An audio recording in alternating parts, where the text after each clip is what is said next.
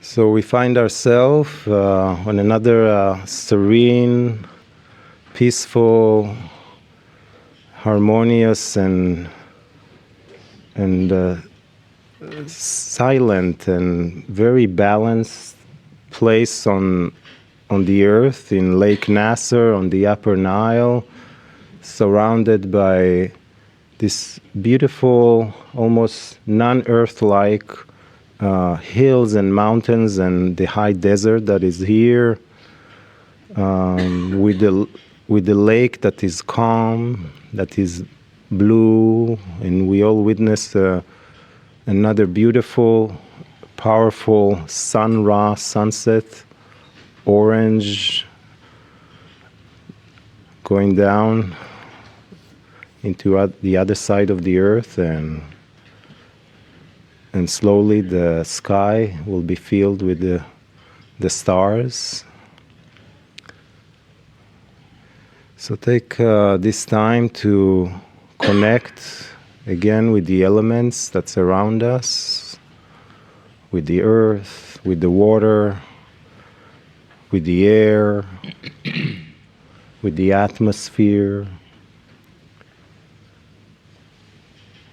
with the preciousness of this place. Almost it's so lending itself to the space that we are longing to be always with our soul.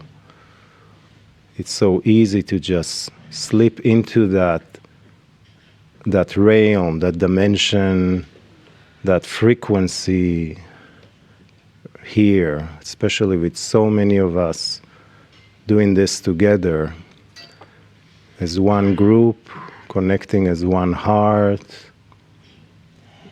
in a coherence that's been building now for many weeks.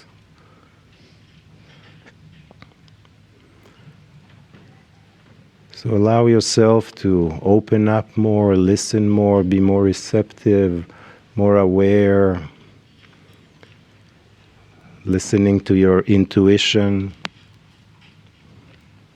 listening to your inner guidance, to any messages, energies, feelings that come from within you and from all around you, from the field that we are all immersed in together and part of all that is. Let yourself open up and feel more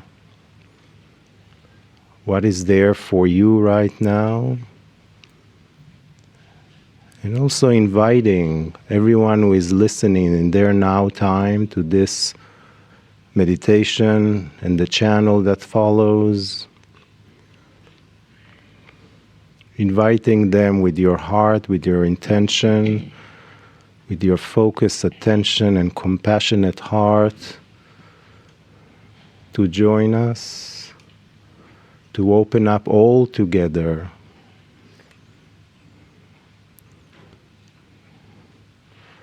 to receive all together, to feel each other, the oneness, the quantumness, the beingness, the magnificence and the grandness of our soul, coming from one source that is always knowing, always loving, full of wisdom, knowledge, beyond time, beyond space, beyond location, is always there, always loving us. The God that we seek is all of us together and every soul in this galaxy and beyond, in a multi-dimensional reality.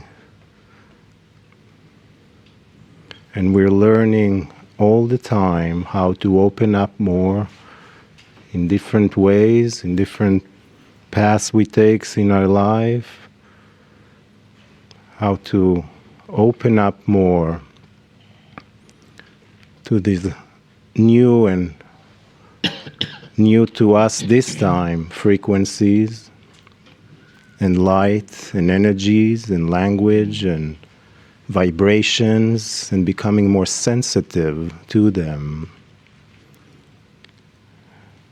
We do that together as in a group. We do that on our own when we are in our homes or wherever we find ourselves. There's really no moment that cannot be accessed in this way. It's always there. We're just tuning into it when we pay attention and we drop into our heart and connect with Source, with love. Let us take a moment to reflect our personal journey of what has brought us to this exact moment. I invite you to look back on your life 2 years ago. What was going on for you, and how has that changed? I invite you to look back 5 years ago. What was going on for you, and how has that changed? Let us give thanks and gratitude for all the synchronicities we have experienced in becoming more of who we are. Thanks and gratitude for the awarenesses we have received. And in that vibration of joy and gratitude for what we have received, let us put that out into the field for what is yet to come. What is yet to come for you 2 years from now? What is yet to come for you 5 years from now? Perhaps all that is required is being open to new experiences and asking every moment, Dear Spirit, bring me more. Dear Spirit, show me more of who I am. Dear Spirit, allow the love of God to flow through me as I connect with each other divine souls that I meet upon my journey, that I may know more than what I was told, more than what I know today, that I may know more than what I learn tomorrow, so that I am in continual awe and wonder of the everlasting love that the Creator has for us. Greetings, dear ones. I am Kryon of Magnetic Service. For those listening who are not here, this is the next to the last channel on our Egypt tour, and I sit in front of those who have been through so much with us, with my partner, my partner's partners, and of course, that which is the love that surrounds all of you through something that we're going to talk about today. You probably are aware that there has been a parable, a story of woe, and it's gone through many episodes, sessions, if you wish, messages. And we've called it the discovery of self. And this is no exception. And in the past, woe has been given examples of the fact that he is much larger than he thought. And some of the examples are about the physics that he knows nothing about, that's not taught, but is there. Some of it, most of it, has been about a multidimensionality that he had no idea existed in his cells, in his consciousness. And that then rewrote almost everything he knew about what you call God, the creative source of all things. Even the word God was redefined. Reality was redefined. So much for woe to absorb. And if we started at the beginning, it would be that which was a metaphor of the sand. A good metaphor for being in Egypt. For the metaphor was that the sand was like dark energy and he was slogging through it, and it was difficult to slog through sand that perhaps was a meter high or so, and you can imagine how difficult that would be day after day. That's the metaphor for working in dark energy.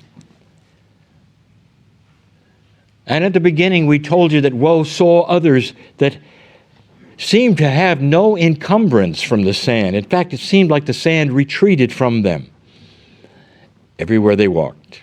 This attracted woe to find out more. And that's where he met Yusha. Yusha has been woe's mentor. And Yusha is the one that he meets every single time he comes. Woe has missed some sessions, some meetings, only because he was pondering what he was told before. The things that we have discussed here in this parable and the realities that we bring sometimes take years. I remember when my partner sat down in that chair and I presented myself through a love wash to him. No words, just a love wash. It began his journey, a discovery of self. And because of who he was, his gender, his work, all that he had learned or unlearned or not learned in his life, because of that, it took him almost 4 years to ask the next question and begin his journey of channeling. 4 years. Some say 3, but he knows it was 4. And even now, he begins to expand that which he thought he knew. All this to say that the things that were presented in these sessions, in these parables, in these days, through these weeks, is a metaphor for a journey that may take years to learn and sometimes months, but for a true old soul who comes into this planet remembering, it's almost like everything I'm saying is old news. That you know it and you remember it.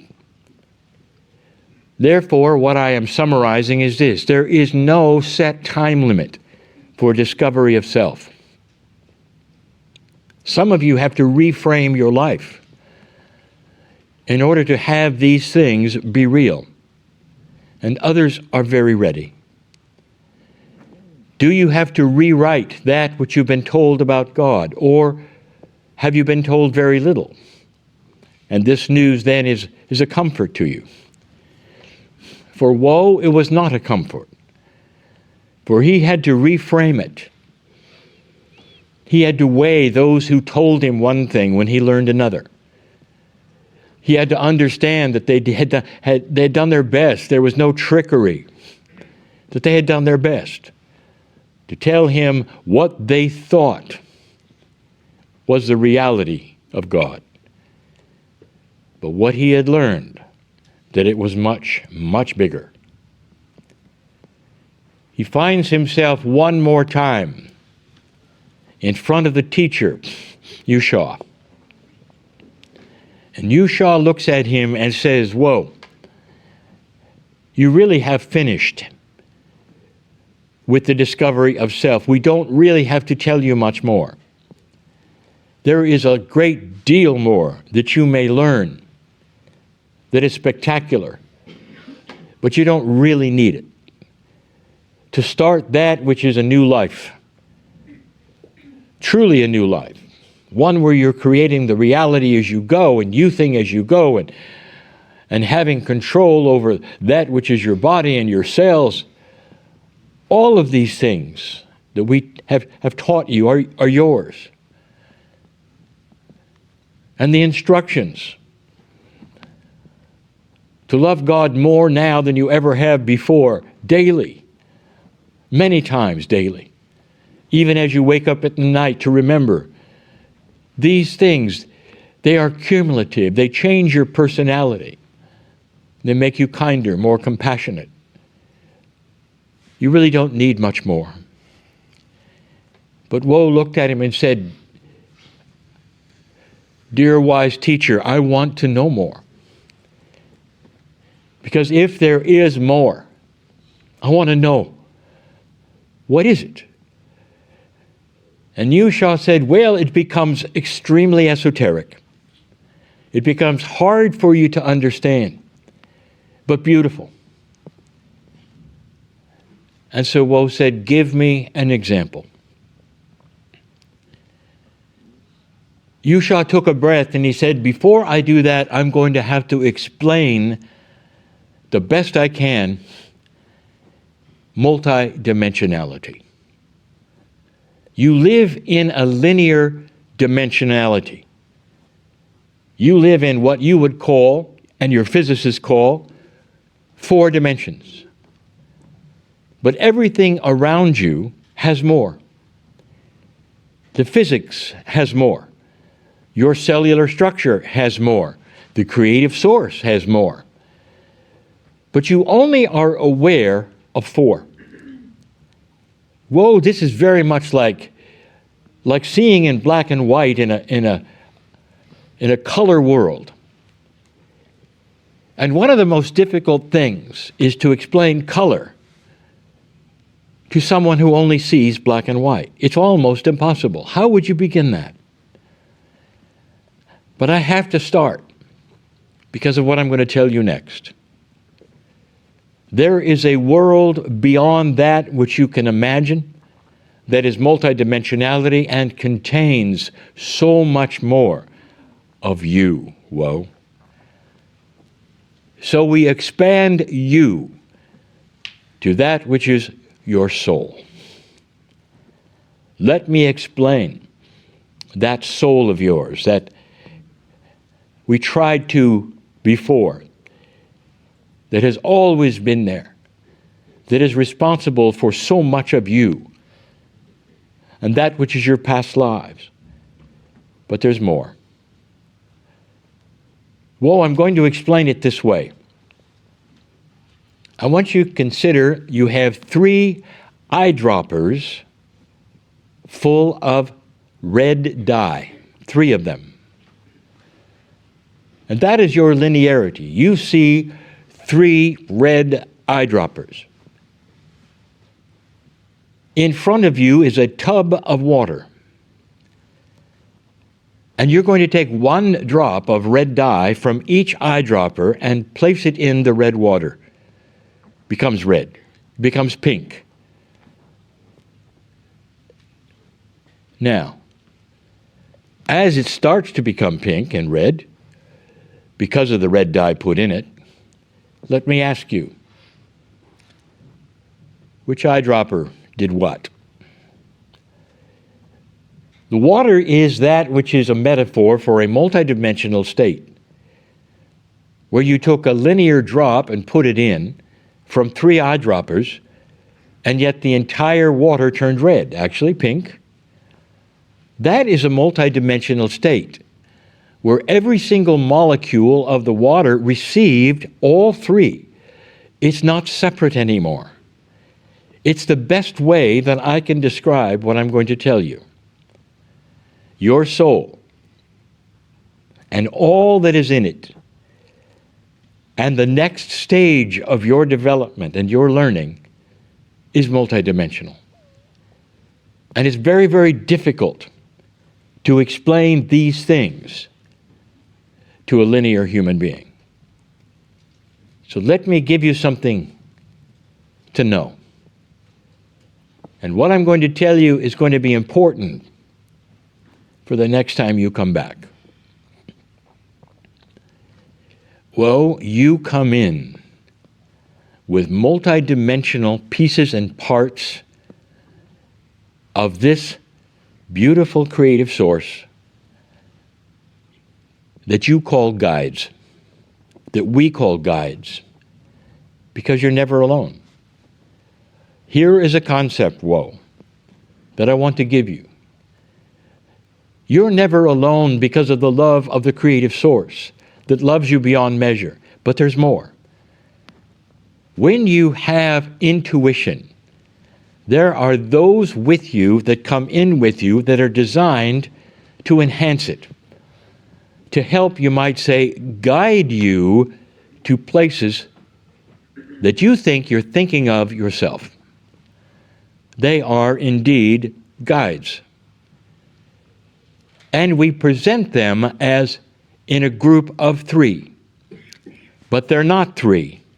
And this is the part that I want you to understand. Your linearity will see 3 energies if you were truly to analyze it. But there are not 3. Like the tub of water, there's really only 3 in 1. Now this is so prevalent in so many belief systems on the planet that they often take this and metaphorize it as the 3 in 1. And you're going to find it in so many belief systems because intuitively that is what you see. Woe was already confused. So tell me again, what is it that is part of me that I'm not understanding? And he said, woe, you come in with 3 guides. You see them as 3, and they're really only 1. Not only that, but as you move through your life and the levels of awareness, they change. But they don't. They simply change color. There are still the same ones. In addition, they're the same ones for every single lifetime. And here is the key, woe, something I don't expect you to understand. The more times you come into this planet, the more comfortable you will be with these 3 friends. You will start seeing them, not with your eyes, but with your consciousness. You will start depending upon the intuition from them. You may even be talking to them when you think you're talking to spirit. The best way to see this is to see them as angelic. And that then gives you permission to see angels in your life that guide you and help you, but they're not. They are part of your soul. And that is the most difficult thing for any human being to understand. For in linearity, the soul is one thing. And I haven't begun to tell you the complexities of your soul. But this I start with. You have helpers while you're on this planet that come with you, that are part of your soul, and that appear as 3 entities or 3 energies. But they're really 1. Woe was spinning with this. He didn't know how to handle it, really. What am I supposed to do with that? And this is where Yusha said, you'll see, woe. Because now that you know it, they're going to be more obvious to you. If things are unseen, you don't think about them. Perhaps you don't know about them. But once you know they are there, you cannot unsee them or unknow them. This is one of the principles of spirituality.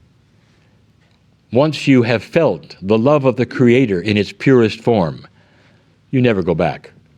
You cannot unknow it. You cannot unsee it. You cannot unfeel it. Once you see something which is raw truth, that is, it couldn't be truer. It's pure. Once you see that, you cannot unknow it. You cannot pretend it didn't exist or you didn't see it. And that is why, woe, you will have a lesson tomorrow, a big one, to ponder. Woe, go from this place and know that you have only just begun to learn what really, truly is out there, called woe. This message is for everyone, not just woe. What if, dear ones, there's an entire reality that you're unaware of, even though you may be metaphysical, even though you may have listened to and understand all of the episodes and the lessons so far? What if there was a grandness that is starting to develop around you? And here's why. Everyone hearing my voice, everyone is not here by accident. Old soul, this may be the culmination of all of your work on the planet to this moment called the shift, where this planet is then able to go into the first steps of a higher energy that will affect all humanity. How does that make you feel? No accident that you're here in the gender you are, in the time that you are, listening to this now, because there is so much more than you know or you think you know about why you're here. I invite you to know more about that which is your soul, to be able actually perhaps to travel into it and out of it in order to know more about that which is beyond anything that you believe is real today. Let me give you this hint. When you touch the membrane of your soul, you touch all the history that has ever been. When you touch the membrane of your soul, you visit all the lives you've ever lived on any planet, in any galaxy. Your soul is everything. And it's time to know more about it. That is just the opening statement of an entire another course for woe, perhaps at another time. Woe went from this place smiling because he could hardly wait to know more about the ones that come in with him. And all the time he was smiling, he said to himself, I knew that. I knew that. You see, woe is beginning to awaken to a bigger truth, a much bigger truth. I invite all of you to look at yourselves differently, far differently than you ever have done before. There is magnificence in every one of you, born magnificent, on this planet on purpose, fulfilling that which you have said you would do before you got here, before you were born, this time around. Can you see yourself before you were born? Some of you can. Looking down on earth at what we call the wind of birth, saying, if it's appropriate, I'll hear the right message. And all of the lifetimes that I've lived will be wrapped up in this one. I'm going to go in again and be part of the evolution of mastery. This is why I love you all. And so it is.